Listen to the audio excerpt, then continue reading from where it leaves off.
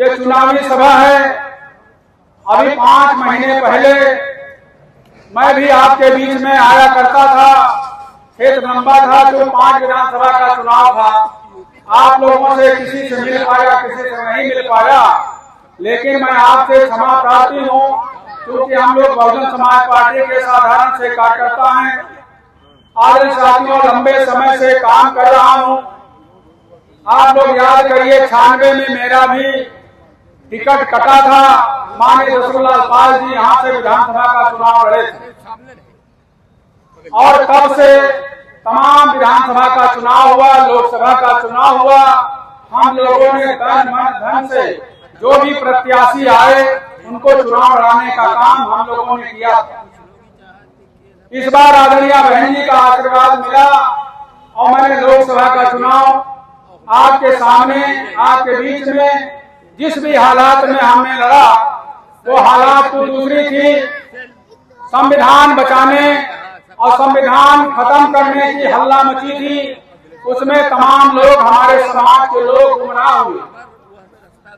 गुमराह हुए और लोग इधर उधर भटक करके अपनी वोट को जिनको नहीं देना चाहिए उनको भी दे दिए। और जो संविधान की किताब लेकर टहल रहे थे, जब संविधान पर आंच आई, जब SC ST के आरक्षण में क्रीमी लेयर लागू होने लगी सुप्रीम कोर्ट के आदेश से, वो संविधान बचाने वाले नेता कहीं नजर नहीं आए। अगर कोई उसका विरोध किया, प्रबल विरोध अगर कोई किया, तो हम सबके नेता आदरणीय सुधीर बहन मायावती जी ने उनका विरोध किया। और विरोध ही नहीं, हम लोग प्रत्येक जिले में धरना प्रदर्शन करने का भी काम किया था। तो ये तमाम लोग हमको, आपको भड़काने के लिए लोग हमारे बीच में आ जाते हैं। ऐसे लोगों से सावधान रहने की जरूरत है। आदरणीय साथियों, आज हालात ये है, अगर महंगाई आई है तो महंगाई जांच पूछ करके महंगाई नहीं, महंगाई सबके लिए। इसलिए बहुजन समाज पार्टी किसी व्यक्ति के खिलाफ नहीं है, किसी जात के खिलाफ नहीं है, किसी मजहब के खिलाफ नहीं है।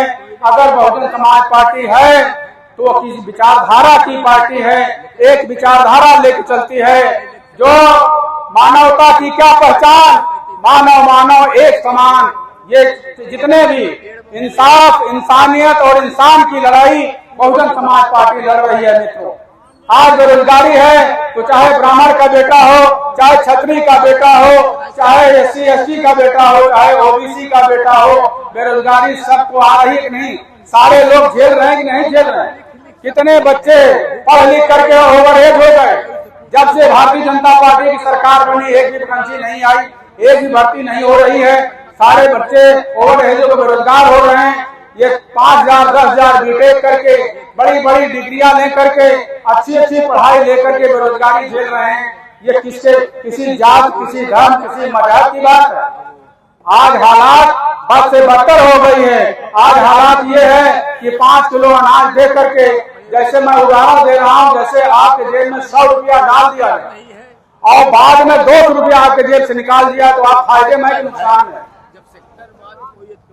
अनाज महंगा है कि बाजार में जाते हैं तो महंगाई ज्यादा है। इसलिए मित्रों, सावधान रहने की जरूरत है।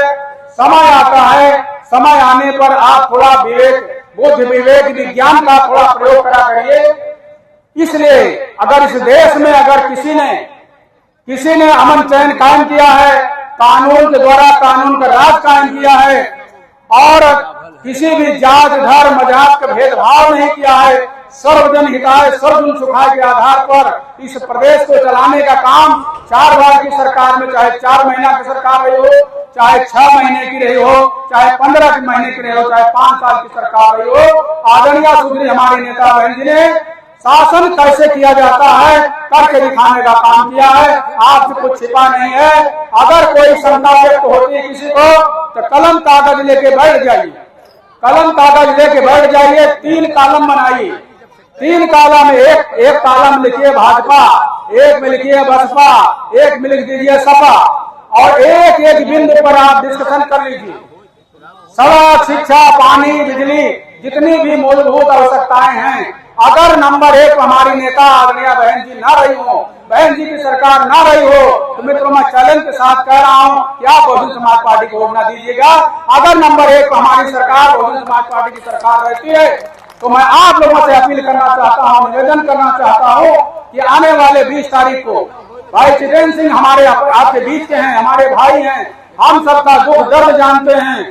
आपको इतनी बटन दबा दीजिए हाथी के सामने कि जितने भी विरोधी लड़ रहे हैं सभी की जमानतें जब्त हो जाए और भाई जितेंद्र सिंह इतने भारी मतों से जीत कर यहाँ से जाए कि रिकॉर्ड कायम हो, रिकॉर्ड कायम फूलपुर का। आदरणीय साथियों, इसलिए ज्यादा समय नहीं लेते हुए हमारे मुख्य अतिथिगण हैं अपनी बात रखेंगे, विस्तार से बताएंगे। मैं आपके बीच का हूँ, यहीं बगल में मनकापुर सांसों यहीं का रहने वाला हूँ, आप लोगों से बीच में मिलता रहता हूँ, कहीं मैं दूर का भी नहीं हूँ। फिर बातें होती रहेंगी। इन्हीं बातों के साथ पुनः मंचासीन सभी अतिथिगणों का, सामने बैठे सभी साथियों का मैं पुनः आभार प्रकट करता हूँ। आपको अभिनंदन करते हुए अपनी बात को विराम देता हूँ। जय भीम, जय भारत, जय बहुजन समाज। बहुत बहुत धन्यवाद।